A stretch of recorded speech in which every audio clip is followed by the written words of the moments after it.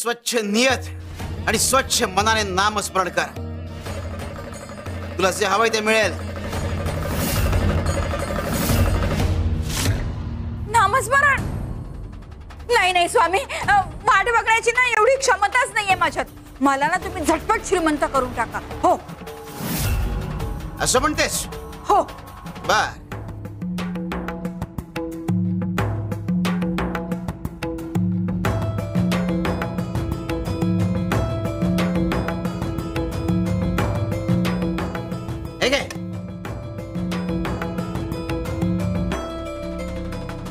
ही पेटी स्वामी, ही लाकडाची पेटी आहे. ही पेटी घेऊन मी श्रीमंत कशी होणार? उघडून तर बघ.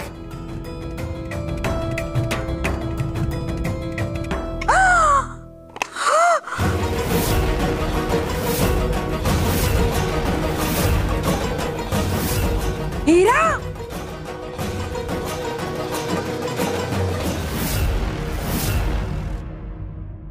हा माझ्यासाठी? कपिले, इतक्यात आनंद देऊ नकोस. हा हिरा मी तुला दिलेला नाही. एक काम करायचं, बाजारात जायचं आणि या हिऱ्याची खरी किंमत काढून आणायची. याची किंमत?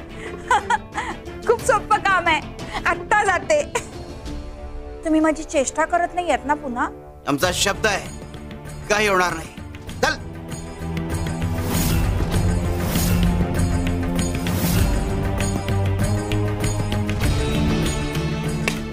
आले.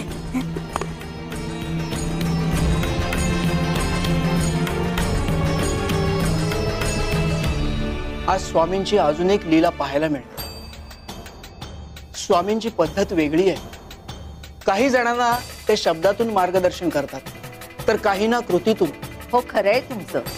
पण या सर्वांचा अर्थ एकच, भक्ताला सत्याकडे नेणे. श्री स्वामी समर्थ. शिव शंकर शंभो.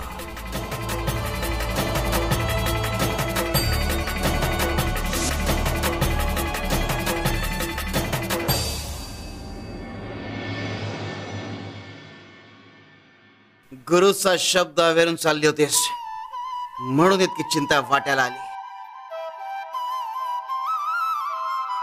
स्वामी क्षमा करा, आमच्याकडून खूप मोठी चूक झाली. आम्ही सत्य न जाणताच इथून निघालो.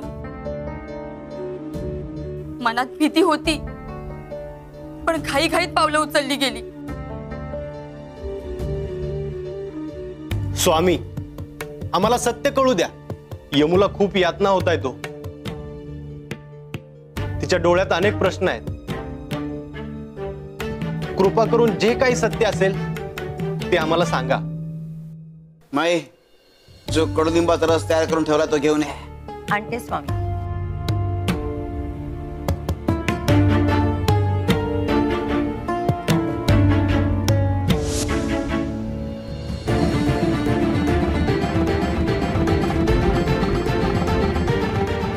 हे घे, एका घोटात पिऊन टाक.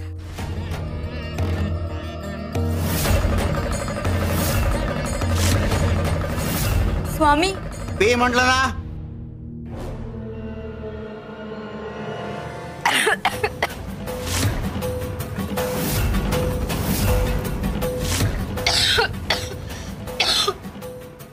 यमू, आईला पाणी दे.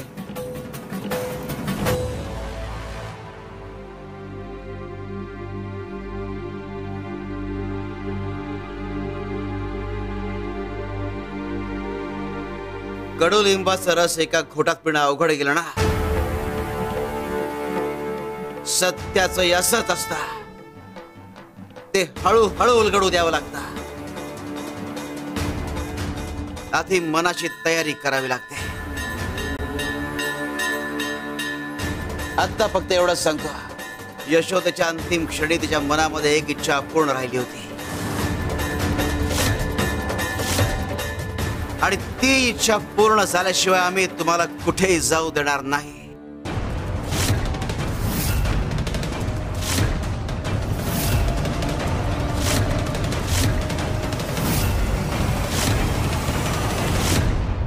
स्वामी, एकच प्रश्न मन पोखरत राहतोय. यशोदाताईची शेवटची इच्छा, ती ती शेवटची इच्छा काय होती स्वामी? योग्य वेळ आली की कळेल.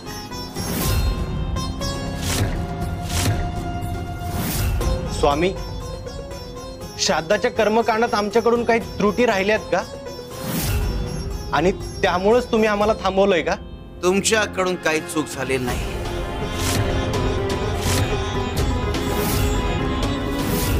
स्वामी आजोबा, एक सांगाल का मला, श्राद्ध का घालतात? बाळा, गेलेल्या माणसाच्या आत्म्याला शांतता मिळावी, सद्गती लाभावी म्हणून. स्वामी आजोबा, आत्याच्या आत्म्याला शांती मिळाली असेल का?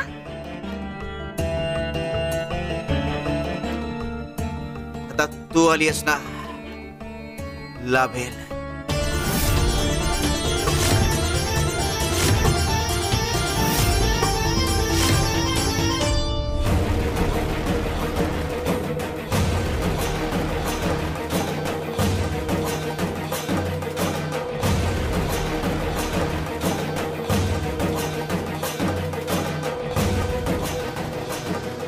शिव शंकर शंभो.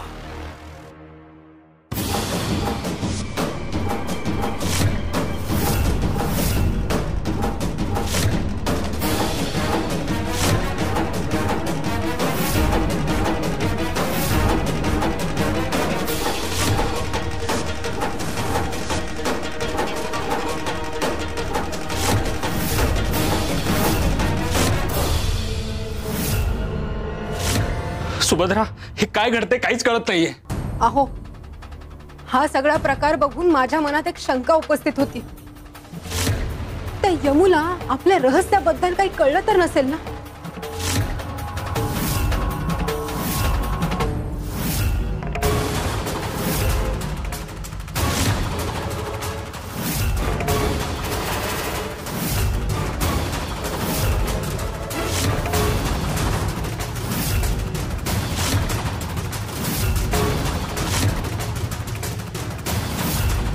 सुभद्रा, हा हा काय प्रकार आहे नेमका? चला लवकर चला बरं तुम्ही आधी, चला.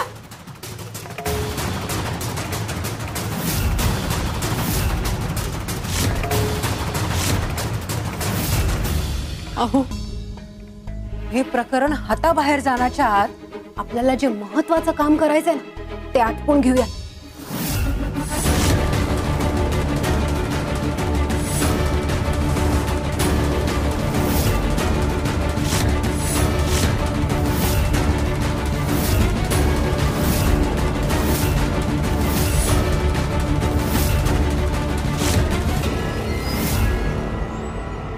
दादा, वहिनी, काय झालं? तुम्ही एवढे चिंताग्रस्त का दिसताय? अहो अहो सोमेश भाऊजी, आम्हाला की नाही यमूची खूप काळजी वाटते. हो हो की नाही? हो हो हो. सोमेशा, तुझ्याशी थोडं महत्वाचं बोलायचं होतं मला. माझ्याशी? हो.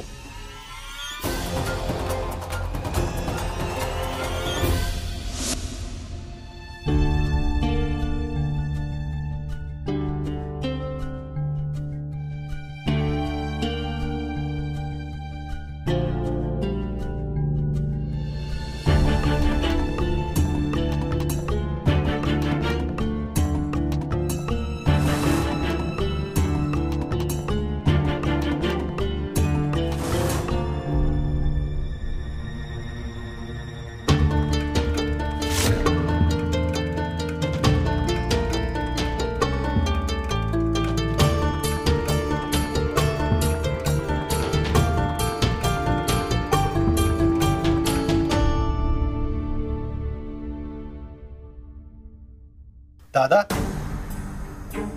हे तर आपल्या जमिनीचे कागद आहेत ना? हो. यशोदाताईने तुझ्या शिक्षणासाठी एका माणसाकडून मदत घेतली होती. बदल्यात आपली जमीन 9 वर्षांसाठी त्याला कसायला दिली होती.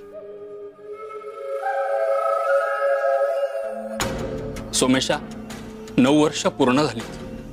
आपली जमीन आता आपल्याकडे परत आली.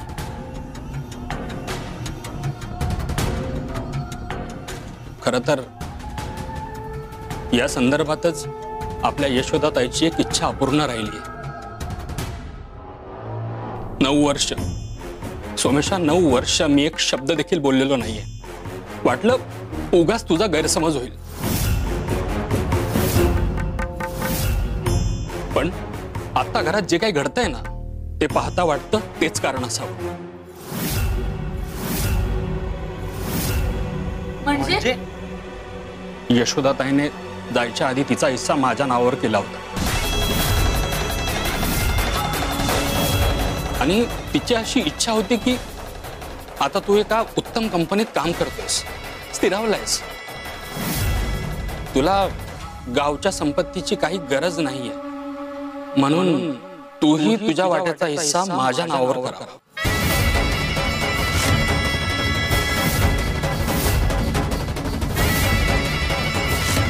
सोमेशा, माझी अशी अजिबात इच्छा नाहीये बरं का. आपल्या ताईची इच्छा होती, ती तुला सांगितली.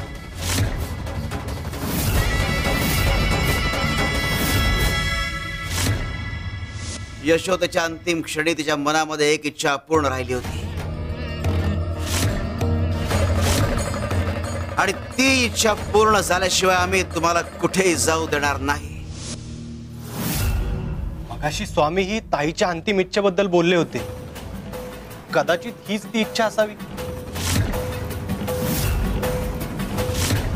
अहो, जर असं असेल तर ती इच्छा पूर्ण करून मोकळे होऊया आणि इथून निघून जाऊया. यशोदा ताईची इच्छा म्हणजे माझ्यासाठी आज्ञाच आहे. दादा, माझा हिस्सा तुला लिहून द्यायला मी तयार आहे.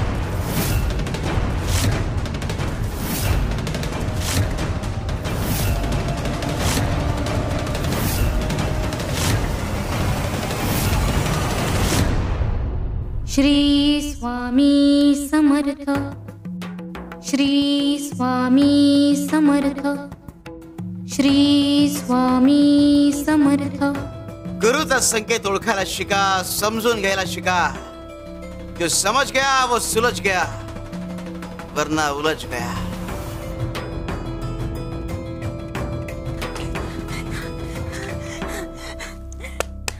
स्वामी,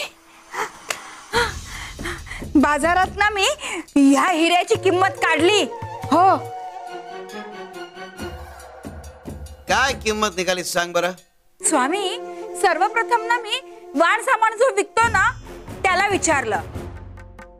तो म्हणाला या हिऱ्याच्या किमतीत 1 महिन्याचं वाण सामान येईल.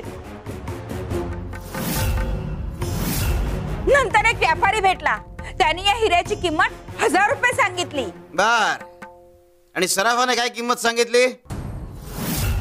तुम्हाला कसं कळलं मी सराफाला भेटले होते?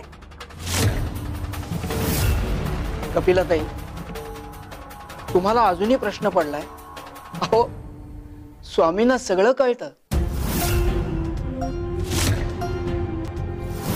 तो म्हणाला ह्या हिऱ्याची किंमत लाखात आहे. मग मी एका जोहऱ्याकडे गेले. त्याला हिऱ्याची पारख असते ना, तर तो म्हणाला हा हिरा अनमोल आहे, हा हिरा तू आम्हाला दे, आम्ही तुला आमच्याकडचं सगळं सोनं नाणं देतो. पण मी पण हुशार, हा हिरा मी त्याला दिला नाही स्वामी. हिऱ्याची खरी किंमत फक्त जोरीला ओळखता येते आणि भक्तांच्या आयुष्यातले जोरी आम्ही आहोत.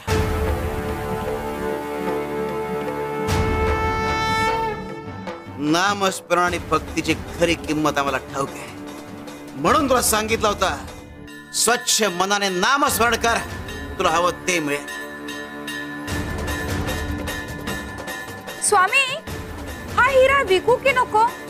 कपिले, हा हिरा विकत घेणारा तुला कुठे सापडणार नाही. याची खरी किंमत फक्त आम्ही देऊ शकतो.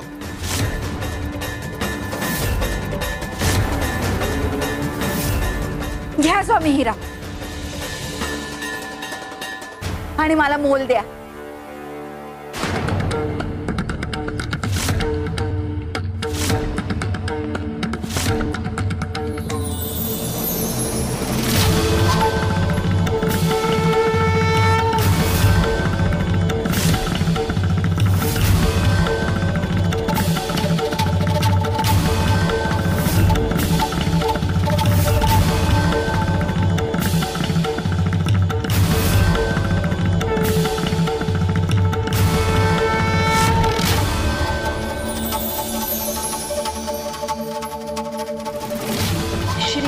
स्वामी समर्थ श्री स्वामी समर्थ श्री स्वामी समर्थ श्री स्वामी समर्थ श्री स्वामी समर्थ श्री स्वामी समर्थ श्री स्वामी समर्थ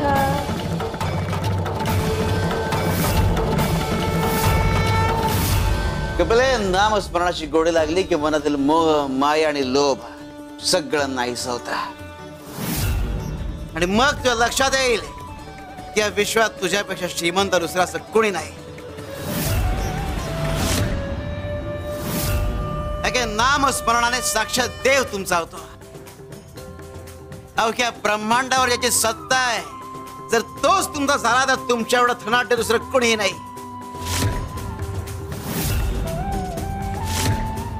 सोनं नाणं चांदी हे क्षणिक आहे, आज येतं उद्या नाही. पण ईश्वर हे असं धन आहे जे कायम तुमच्या सोबत असेल. तेव्हा खरं धन ओळखायला शिका.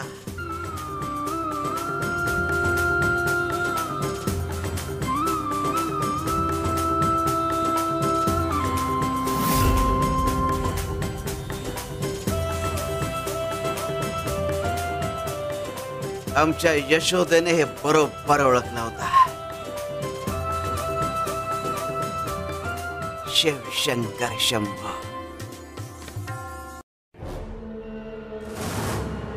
सोमेशा, मला माफ कर. हा हिस्सा माझ्या नावावर कर. अरे यशोदा ताईचं हे सगळं ठरलेलं होतं, पण हे सगळं तुला सांगायच्या आधीच ती देवाच्या घरी निघून गेली रे. खरं तर आम्हाला तुमची संपत्ती नकोच, पण वंसांची शेवटची इच्छा. वहिनी, मला माहिती आहे तुम्हाला संपत्तीची हाव नाही, पण आपल्या यशोदाताईच्या इच्छेसाठी आपण एवढं करतो.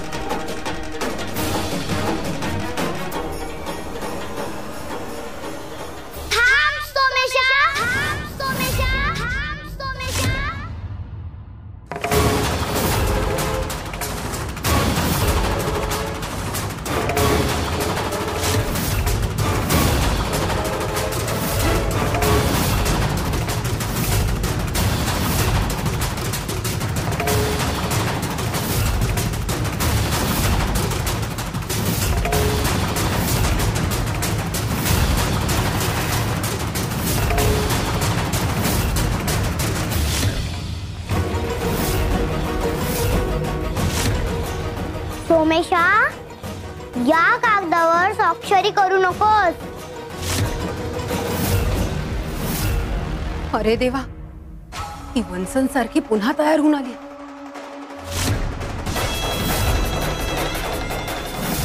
आणि वडिलांना त्यांच्या नावाने हाक मारते.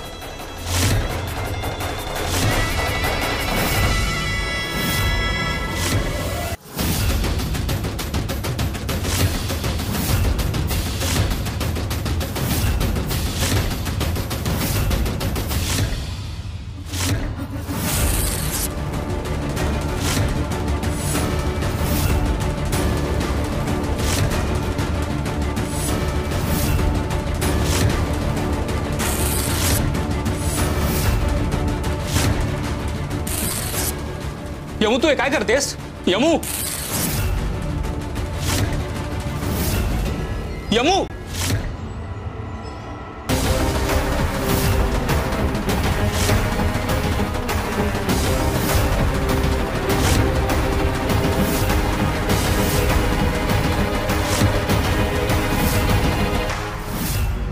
अहो, मूर्ख आहेस का यमू तू?